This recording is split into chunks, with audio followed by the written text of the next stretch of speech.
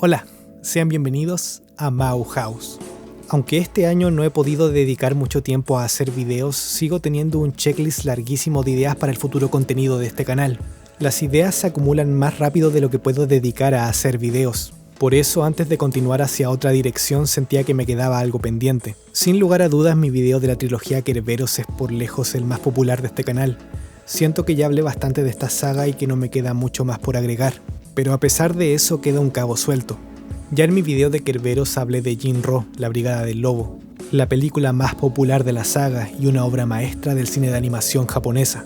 En ese análisis comenté que Jin-Ro tiene un remake coreano en live action, y para mi sorpresa, descubrí gracias a sus comentarios que muchos de ustedes ya la habían visto, incluso antes de ver la película original. Esto llamó mi atención, ya que por mi parte no tenía idea de que habían hecho una adaptación de Jin-Ro, y me enteré bastante tarde. Por eso me quedé con muchas ganas de compartir mi reflexión sobre este remake, para de alguna manera conectar con algunos de ustedes que ingresaron al mundo de Kerberos a través de esta película. No pretendo que este sea un video muy largo, así que sin más preámbulos, esta es mi reseña de Ilang, la Brigada del Lobo.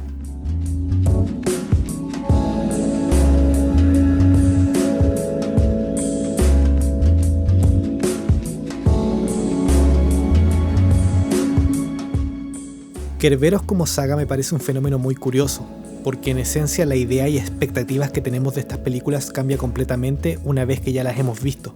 Cuando vemos el diseño de los exoesqueletos de la policía armada, nuestra mente inmediatamente comienza a hacer conexiones inconscientes con otros referentes que están ligados al mundo de la acción, ya sea de la ficción o de la realidad. Es como si la presentación visual de Kerberos existiera para insinuar un mundo violento y lleno de acción. Pero una vez que nos sentamos y nos damos el tiempo de ver las películas, nos damos cuenta que la acción es un elemento más bien periférico dentro de la historia, y en realidad nos encontramos con que la trilogía resulta ser extremadamente reflexiva y artística. Me imagino que muchas personas llegaron a ver Jin-Ro esperando justamente una película de acción, y no me extrañaría que varios salieran aburridos de la película, mientras que algunos de ustedes quizás supieron apreciar que estaban frente a una joya mucho más madura de lo que uno esperaba encontrar. Ya he hablado muchas veces de esto, pero en gran medida nuestras expectativas sobre cómo debe ser una película para que sea, entre comillas, una buena película, se debe a que hemos sido condicionados por el cine dominante de Hollywood, que instauró una forma específica de narrar, la cual terminó por volverse la cara dominante del cine. Es decir, una película tiene que entretener para que funcione, y muchas veces para entretener, una historia tiene que estar cargada de acción. No podemos olvidar que entretener también equivale a vender. Entonces Jin-Ro, al ser una película puramente japonesa, e incluso más allá de eso, una obra que podríamos llamar de autor, escapa completamente de estas expectativas. Jin-Ro no es una película que busque vender o atraer grandes públicos, sino que es una obra que busca dialogar y expresar una visión concreta de la realidad. Hasta me atrevería a decir que Jin-Ro no es sencillamente una película con sensibilidades japonesas, sino que sus reflexiones y temáticas hablan directamente sobre Japón. Si quieren profundizar más en este tema, pueden ver mi análisis de la trilogía, donde hablé bastante sobre las influencias que la película toma de eventos históricos de Japón. Por eso, cuando descubrí que existía un remake coreano de la película, despertó mi curiosidad y me quedé pensando, ¿cómo una película puramente japonesa sería abordada por artistas que no son japoneses y que no tienen ningún vínculo hacia los sucesos históricos de Japón que moldean el trasfondo de la saga? Si este fuera un remake de Hollywood, la primera respuesta que se me viene a la cabeza sería que los estudios reemplazarían completamente los elementos reflexivos de Jin-Ro por más acción, dejando de lado todas las cosas que entre comillas entorpecen la historia, los silencios, la ausencia emotiva de los personajes y el drama que se genera a causa del cambio estructural del Tokio de posguerra, finalmente dejando la película como un genérico drama de acción. Pero este no es un remake de Hollywood, es un remake coreano. Entonces, ¿qué hicieron los coreanos con esta historia tan compleja? Bueno, la transformaron en un drama de acción que deja de lado todos los elementos más reflexivos y artísticos. Voy a ser sincero en decir que no soy una de las personas que se ha subido al hype del cine coreano moderno. Esta última década el cine coreano ha tenido una gran explosión cinematográfica, sacando una gran cantidad de películas tremendamente bien producidas. Obras que cada año reciben más y más reconocimiento, y que de alguna manera han desplazado a Hollywood a una segunda categoría. Incluso me atrevería a decir que los coreanos han creado películas que podríamos llamar perfectas. No sé si comparten mi opinión, pero por ejemplo Parasite es una película que podríamos llamar perfecta. Pero en el cine ocurre algo curioso. Mientras más perfecta es una película, menos perfecta es. No sé si me entienden. A lo que voy es que las películas, al menos en mi opinión, son más interesantes cuando están llenas de imperfección, cuando les falta ser pulidas, porque al fin y al cabo es el espectador quien tiene la labor de completarlas en su imaginación, con sus especulaciones y sus sensibilidades personales. ¿Qué es un buen espectador sino un pulidor de diamantes en bruto? Por esa misma razón pude hacer un video de casi 2 horas hablando de la saga Kerberos, porque esas películas están tan llenas de detalles extraños, misteriosos e imperfectos, que permiten poder analizarla desde tantos ángulos que se vuelve infinitamente disfrutable. Por eso quizás en este canal nunca me verán analizando una película como Parasite, porque es demasiado perfecta, y eso se sabe, no hay mucho que pueda decir sobre ella que ya no se haya dicho. El diamante está tan pulido que su brillo no deja ver muchas cosas más allá de su belleza inherente. Hablando de una manera menos poética, estoy diciendo que el cine coreano este último tiempo ha perfeccionado un arte que anteriormente estaba dominado por Hollywood, el arte del guión, el arte de las buenas historias y de la buena cinematografía. Yo diría que Corea es actualmente el Hollywood que no está en decadencia. Pero personalmente, y como ya podrán intuir de mis videos, no estoy muy interesado en ese tipo de cine, en ese cine perfecto. Más bien me gusta el cine que está por revelarse y que se mantiene oculto bajo su propia imperfección. Pero no piensen de mí como un antipático que solo le gusta el cine arte. Me gusta todo tipo de cine, incluyendo el cine comercial, y muchas de mis películas favoritas son obras de Hollywood. Es solo que a estas alturas de mi vida el cine comercial ha estado tan presente que es difícil que te vuelva a sorprender. En cambio el cine artístico siempre trae sorpresas, porque no tiene miedo a fracasar. El fracaso es parte de lo que hace que el arte sea bello. Ilang, la Brigada del Lobo es justamente una película que busca ser perfecta, perfecta desde el guión, la cinematografía y sobre todo la entretención, pero se queda corta en el misterio y profundidad que posee la película original. Por eso no tengo mucho que decir sobre esta obra, que al final termina diciendo todo ella misma, sin abrirse a la especulación. Pero eso no significa que no queden un par de cosas por reflexionar. Como dije en mi análisis de Jin-Ro, esta película sí me gustó bastante, y les contaré por qué. La premisa inicial de la película me encanta, y en mi opinión es tan interesante como la original. Desde el comienzo se nos da a entender que Ilang está desconectada de la saga Kerberos, y opera en su propio universo. En vez de ocurrir en un pasado donde Alemania ganó la Segunda Guerra Mundial, esta transcurre en nuestro año 2024, en una realidad donde las dos Coreas se han unificado para contrarrestar una amenaza latente en la actitud expansionista de China sobre Asia, la cual ha entrado en una colisión política con Estados Unidos, Rusia e incluso Japón, que ha sido remilitarizado debido a los peligros de una nueva guerra en el continente. Básicamente Corea del Norte y Corea del Sur han tenido que unirse una vez más porque todo el mundo está contra ellos. La película nos explica que el miedo de los otros países frente al surgimiento de una Corea unificada hizo que estos les impusieran muchas sanciones, que desembocaron en una crisis económica, que al igual que en la saga original, da lugar a mucha agitación civil, resultando en protestas y revoluciones, las cuales a su vez fueron contrarrestadas con la creación de la unidad especial Kerberos. Pero aquí la película pone de su propia cosecha, cuando nos relata un suceso importante conocido como el Viernes Sangriento, en donde la unidad especial acabó masacrando a 15 niñas inocentes por error, lo que provocó que los policías de Kerberos quedaran traumatizados y empezaran a ocultar sus rostros detrás de máscaras, volviéndose cada vez más barbáricos y dejando su humanidad de lado. Todo esto tiene repercusiones graves, como la creación y reacción de un grupo terrorista conocido como la secta, y el antagonismo de otra rama de la policía, conocida como la División de Seguridad Pública, lo mismo que ocurre en Jin-Ro.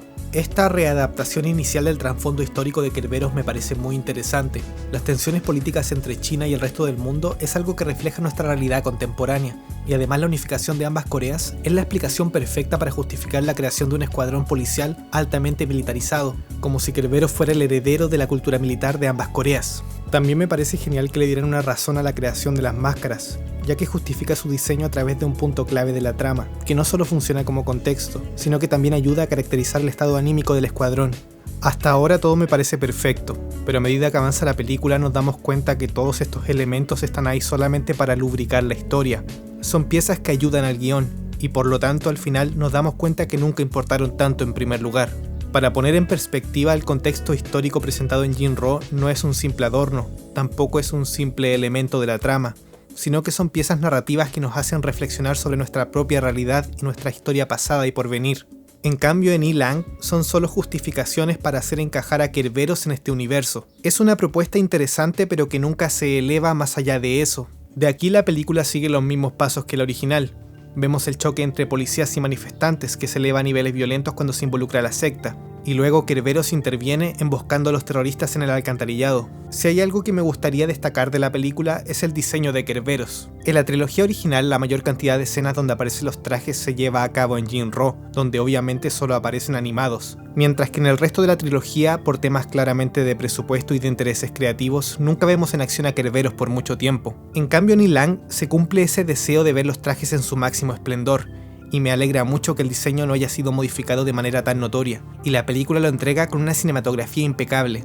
Esa era la intención del director, que en una entrevista para la página Yonhap News menciona: "Mi objetivo era crear un espectacular noir de acción y ciencia ficción. Creo que alcancé un gran logro al hacer una espectacular película de acción con personajes que usan trajes de combate como Robocop, Batman y Iron Man, de una manera visualmente perfecta". Esta frase revela varias cosas buenas y malas. Por un lado nos demuestra que el director abordó este remake con una intención muy clara de crear algo icónico, de hacer buen uso de los diseños que heredó de Ochi. Y como mencioné lo logró completamente, citándolo de una manera visualmente perfecta. Y este no es un logro menor, Kerberos es en esencia una saga que impacta de manera estética, por lo cual era importante estar a la altura. Pero por otro lado nos revela que el director compara a Kerberos con obras como Batman, Iron Man y Robocop, todas excelentes en su propia categoría, pero en esencia completamente distintas de Kerberos. En otras palabras, el director no oculta que busca crear un espectáculo, que como él menciona es un noir de acción y ciencia ficción, justamente lo que Jinro no es. Por eso me siento un poco injusto en comentar esta película desde la misma perspectiva en que analicé la trilogía original, porque no intenta hacer ese tipo de película artística, sino que sencillamente es un espectáculo, y sin dudas triunfa en esa categoría. Por esta misma razón no quise hablar de ella en el otro video, y recomendaba no verla antes de ver la trilogía, porque las expectativas que genera son muy diferentes. Pero voy a seguir analizando ya que hay cosas que me parecen dignas de mencionar. El protagonista de la película, que en la original se llamaba Fuse, es encarnado en el remake por un personaje llamado Lim, que también resulta traumatizado cuando acorrala a una joven pequeña que estalla frente a él, la cual estaba siendo utilizada por la secta para transportar bombas, prefiriendo suicidarse a ser apresada. Más tarde, Lim conoce a la hermana mayor de esta chica, y ambos comienzan a frecuentarse, sin que él sepa que todo esto es un gran complot. Su encuentro con esta mujer estaba premeditado. Aquí empiezan a aparecer las diferencias más notables. En primer lugar, la película es mucho más clara que la original. Todo se explica muy claramente. Como el remake existe en su propio universo y no tiene un lore tan profundo como el original, no hay mucho que descifrar, y por lo tanto el guión nos explica todo paso a paso, lo cual no siempre es algo bueno. Por ejemplo, la película nos revela inmediatamente que Lee, la hermana de la chica que se suicidó frente a Lin, es en realidad una doble agente de la División de Seguridad Pública, envuelta en un complot para destruir a Kerberos. En la película original este giro no llega hasta mucho más tarde en la película, ya que conlleva el duro golpe de descubrir que el protagonista no puede confiar ni siquiera en las personas con quienes mantiene un vínculo más estrecho. Un cambio que me pareció extraño en este remake es que Lim y Lee se besan en la primera cita, dejando claro que hay un interés amoroso entre ambos, pero me parece raro que ella decidiera besarlo, considerando que él es el asesino de su supuesta hermana, y aparte se acaban de conocer. Bueno, sabemos que en realidad es una mentira, y que Lee no era hermana de la chica que falleció, pero aún así me parece bizarro que decidan besarse tan pronto. Pero peor aún, rompe con todo lo que la película original construye, en donde el beso que intercambian los protagonistas solo llega al final, y es un beso no romántico, sino que es una expresión de dolor y de vacío. Pero todo esto se pierde, esa profundidad temática no existe en Ilang. De hecho, la temática de la decadencia urbana que reflejaba la vida de los protagonistas y que es tan importante en toda la saga Kerberos, ni siquiera aparece en este remake, se desecha completamente, y los escenarios en los que transcurre la película son reemplazados por espacios pseudo-futuristas, sin ninguna característica destacable más allá de que sean estéticamente agradables. Pero irónicamente la escena del beso es mi escena favorita del remake, porque es el momento que más se aproxima a un momento de exploración artística en la película. En esta escena Lee le cuenta a Lim la historia de la Caperucita, que al igual que en Jinro es la versión más madura y trágica de este famosísimo cuento.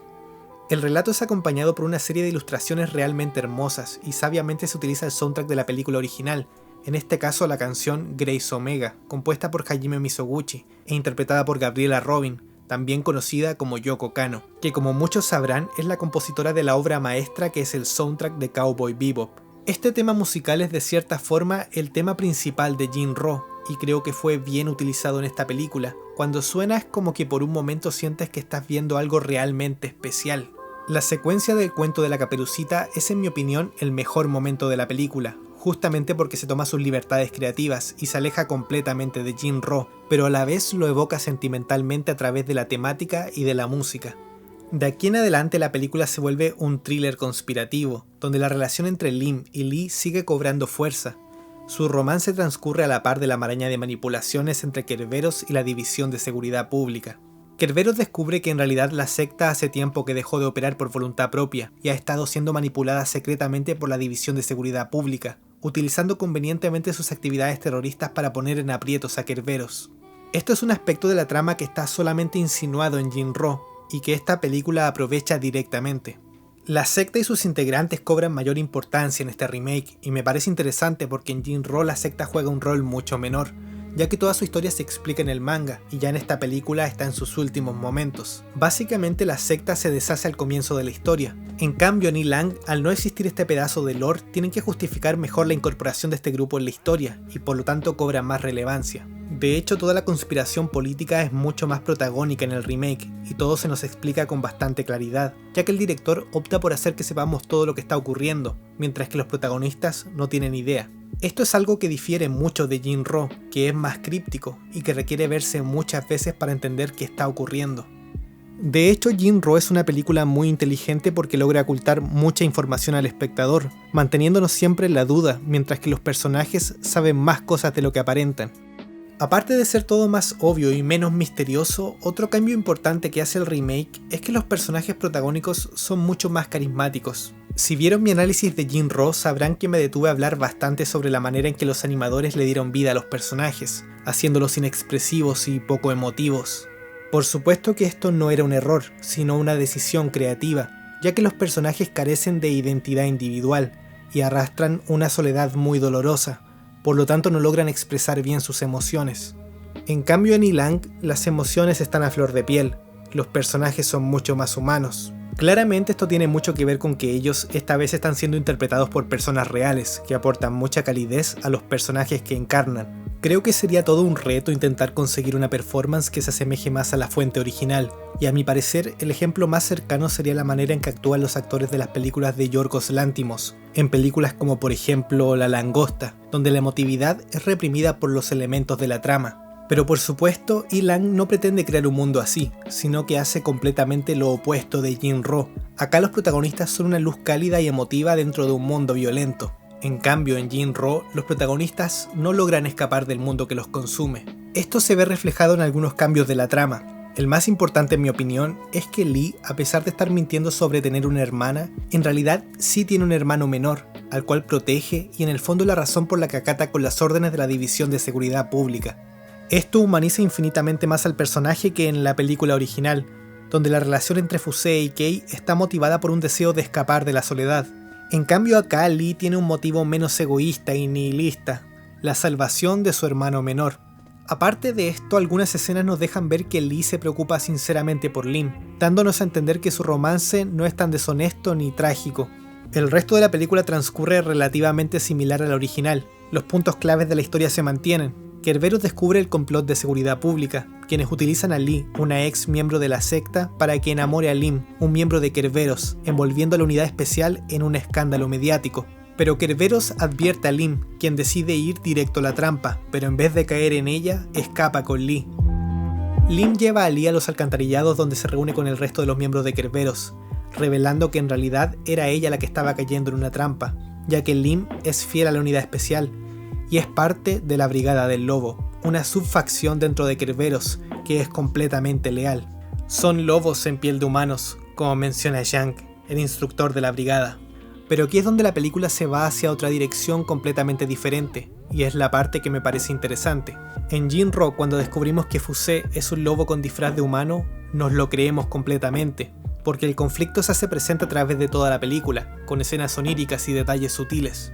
Pero en Ilang pareciera ser solo un alarde, ya que a lo largo de la película Lim ha demostrado ser una persona bastante emotiva, por lo tanto su humanidad se hace mucho más presente. En el clímax de la película la acción está subida a un 100%, ya que a diferencia del original donde Fuse caza a los miembros de seguridad pública sin piedad y sin que estos presenten ser una amenaza, en Ilan, Lim debe enfrentarse a un escuadrón de asesinos expertos que cumplen el rol de ser los jefes finales de la película. Esto resulta en una dura batalla llena de acción y explosiones, que pareciera ser más una escena de Depredador o de Robocop.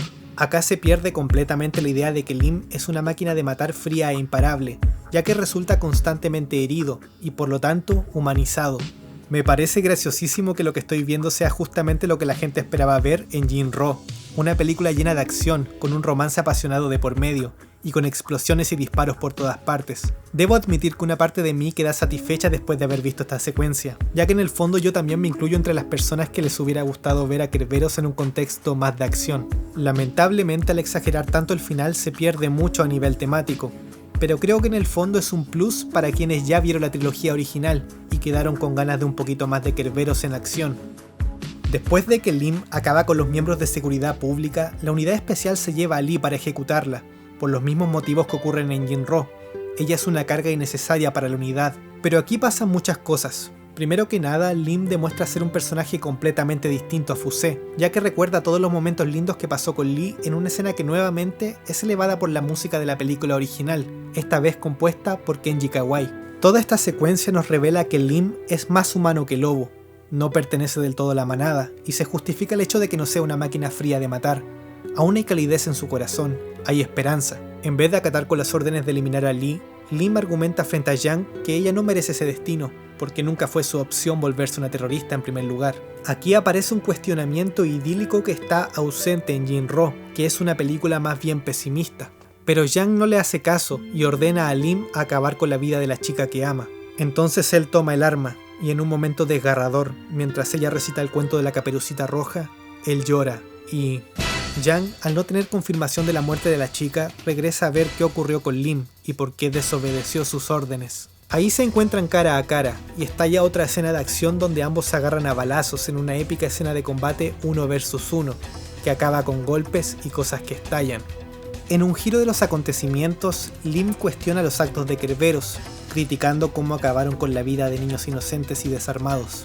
Esto no me gusta mucho porque entorpece bastante la trama, ya que como recordaremos el Viernes Sangriento que traumatizó a los miembros de Kerberos hizo que algunos de ellos se cambiaran a seguridad pública, incluyendo el mejor amigo de Lim, llamado Han, que vendría siendo el personaje Genmi de Jin-Ro.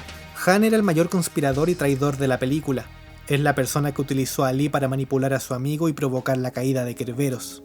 Básicamente Han se cambió de bando y estuvo dispuesto a traicionar incluso a su fiel amigo por culpa de esa experiencia traumática, pero él acabó transformándose en algo peor. Por otra parte, Lim, a pesar de haber vivido el mismo trauma, no tuvo problemas en seguir a Kerberos hasta el final, y solo ahora comienza a cuestionar su lealtad, incluso después de darse cuenta de lo terrible que se volvió seguridad pública. En fin, quizás solamente estoy divagando y no es tan importante. Pero para mi sorpresa, Yang deja ir a Lim y le permite abandonar Kerberos y la Brigada del Lobo. Esto me parece un giro tremendamente inesperado, y creo que esta situación nunca se hubiera dado en el universo original. La película termina con una escena en donde vemos que Lee logra irse con su hermano de la ciudad, todo gracias a Lim, que se sacrificó por conseguir su libertad, pero quien lamentablemente quedó solo. Después, una escena extra nos muestra un flashback en el que Lim le toma cariñosamente la mano a Lee, haciéndonos saber que ese vínculo amoroso perdurará sin importar las circunstancias. El hombre le ganó al lobo y escapó de su destino. Puede que no sea el final más feliz del mundo, pero en comparación a Jin-Ro me parece más que un final feliz. Es un final románticamente ideal. De verdad me sorprendió bastante que esta película tuviera un final positivo, y está de más decir que rompe completamente con la idea original. Por eso este video lleva por título El lobo que logró vivir entre los humanos. El protagonista de Ilan logra aquello que el protagonista de Jin-Ro no consigue: escapar del sistema. De esta manera, el remake coreano se transforma en un universo alterno de la trilogía Kerberos, donde sí hay esperanza y donde sí hay un final feliz. Pero ustedes ya saben lo que voy a decir. Esto es justamente lo que la hace menos interesante que Jin-Ro. Es como ese cliché que dice que todas las películas de Hollywood tienen finales felices, y que por culpa de eso uno sabe todo lo que va a pasar. Los personajes superan sus obstáculos y terminan felices. Aunque esta no es una película de Hollywood, ya expliqué que no está muy alejada de esa realidad. Y la verdad es que me parece curioso que el giro sea tan sorpresivo justamente porque contradice a la película original. No sé si decir que hace trampa o que simplemente es una genialidad, pero si Jin-Roh hubiera tenido un final así, no sería la obra maestra que es. Pero bueno, no me queda mucho más por comentar de la película.